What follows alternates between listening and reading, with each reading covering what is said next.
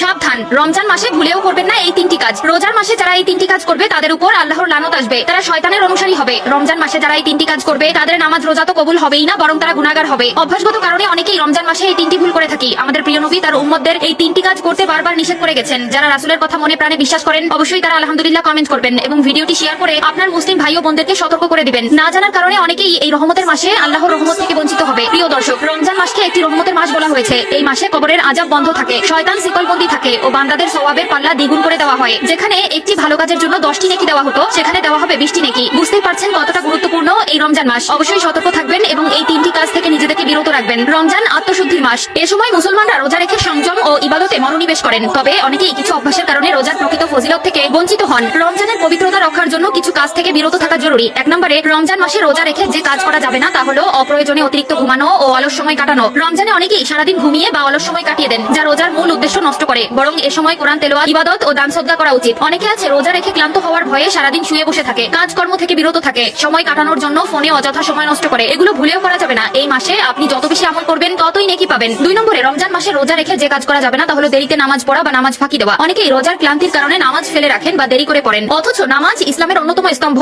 এবং রমজানে এটি আরো বেশি গুরুত্বের সঙ্গে আদায় করা উচিত। মনে রাখতে হবে ইসলামে সর্বপ্রথম নামাজের কথা বলা হয়েছে। এছাড়াও রোজায় একটি ফরজ, কিন্তু 5 ওয়াক্ত নামাজে আপনার জন্য বরাদ্দ রয়েছে 17টি ফরজ। অবশ্যই অবহেলা করে নামাজ ফেলে